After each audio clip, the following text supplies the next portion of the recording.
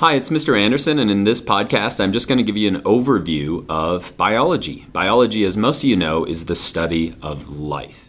But former students that I have don't usually go on to major in biology. They go in to major in biochemistry or molecular biology or wildlife ecology or evolutionary biology, or they become a biophysicist. And so there are lots of different disciplines that use the concepts that you're going to learn in biology. And even myself, I worked in a biofilm lab for a couple of summers, and just having a basic understanding of biology, I was able to follow most of the conversations that the professors were having, just understanding some of these four concepts. And so basically those four big ideas were developed by the College Board as they developed the new AP Biology framework, but they're pretty good standards. And so those are evolution, free energy, information, and systems.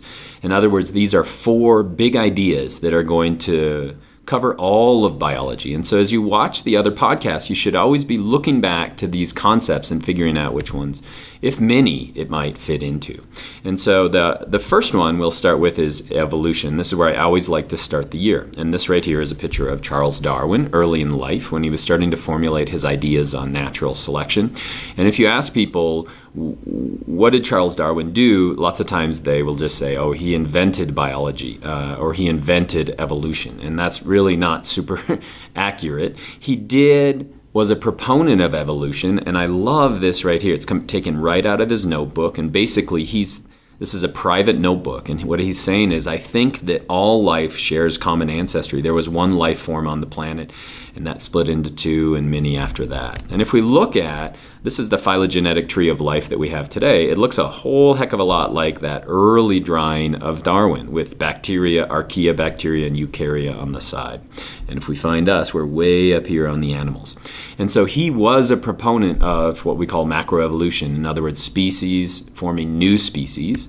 But what really makes him special is that he was the first one to come up with a mechanism to explain how adaptation and evolution actually works, and that's called natural selection. The quintessential example is with the peppered moths, and so peppered moths in Europe have two different phenotypes or physical appearances, dark and light.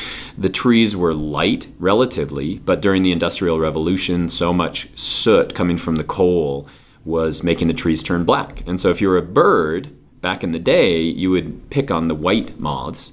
But as the trees got darker and darker and darker, then they started to blend in, and the birds were starting to isolate on these white moths. And so we saw a change in the number of each of those. And so basically the moths aren't changing their appearance, it's just selection in nature that's determining that. And so basically it's the idea of natural selection. Now the one thing that you should remember is that there are actually 5 things that can cause evolution, and natural selection is simply one of those 5. The other 4 are small sample size, non-random mating, mutations, and then immigration or emigration, movement into or out of a population. But if we ever get change in the frequency of a gene pool, evolution has occurred. Natural selection is that 5th one, and the nice thing about natural selection is it allows organisms to become better adapted to their local environment, and that's all evolution really is. Next one is the idea of free energy, and what this means is that energy is going to flow from the sun to the earth. On the earth, plants or producers are going to use the process of photosynthesis to convert the energy into sugar. So converting it into sugars that they can build plants out of and that they can use for energy. Because plants also do another process called respiration. Respiration is a way to release the energy found in sugars, generally in the form of ATP. And so energy is going to flow in this direction to the earth through photosynthesis, to sugars, to respiration, to ATP, and then it eventually all leaves as something called heat. And so free energy is a big concept. Basically what it means is it's energy that's available to do work, or energy that's available to do something. Now, another thing that's important, though, within this idea of free energy is just maintaining a stable internal environment. In other words, in this cruel universe where energy is flowing, it's important that you maintain what's called homeostasis. And so also within this big theme of free energy is the idea of homeostasis, maintaining a stable internal environment. And that's what a plant does. If you can't maintain homeostasis, then you're dead. And so the way we do that is using a feedback mechanism. And so the best example I can come up with for feedback mechanisms are these speed signs like this. So you drive by, your speed is 30 miles an hour. It's supposed to be 30 miles an hour. And so you notice that your speed is a little fast, and so you slow down. And now all of a sudden, let's say it's 26, then you speed up. And our body's doing the same thing. Like, for example, inside our body, it's 98.6 degrees Fahrenheit. And how do we maintain that? We maintain that through homeostasis. But there's so many other things that we maintain inside our body, like blood glucose level, blood calcium level. All of these things have to be maintained osmolarity in order to keep ourselves alive. And we're utilizing free energy to do that. Next thing would be the idea of information. That's information flow from organism to organism, generation to generation. And remember, the one thing that we use to do that is DNA. And so DNA has really taken over biology. When I learned biology, it wasn't as big a role as it is today. And when your grandparents studied biology, really, they didn't know much about DNA at all. In fact, in the 50s is when they finally unlocked the shape of it.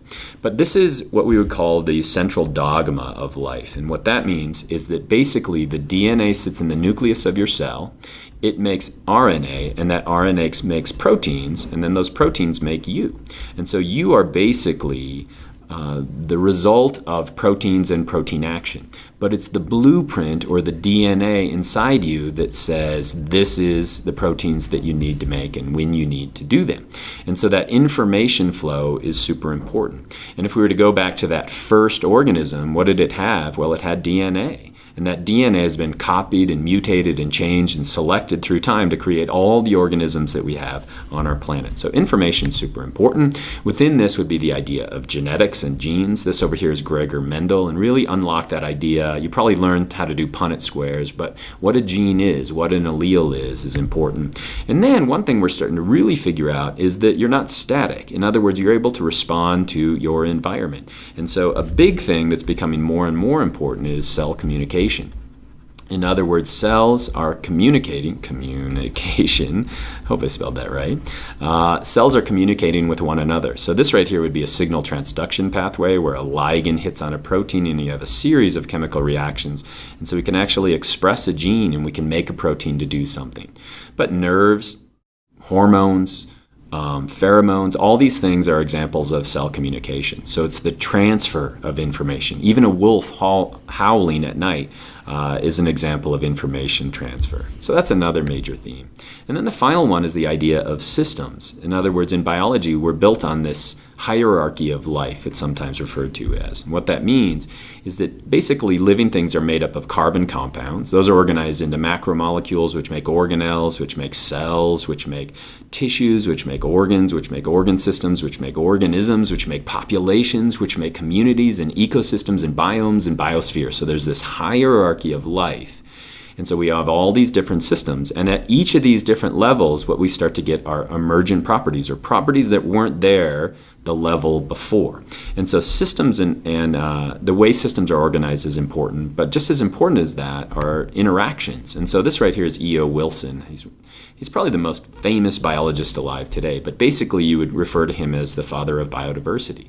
And what he has become famous for showing is that in these major ecosystems, we have interactions between different populations, symbiosis, and so all these systems are interacting together. And so all the organs in an organ system like the circulatory system are working together, but so are all the populations in a community. And so systems and interactions are also another major theme in biology. And so that's kind of the four major themes in biology. It's again something that you always want to look back to when you're studying new material. And I hope that's helpful.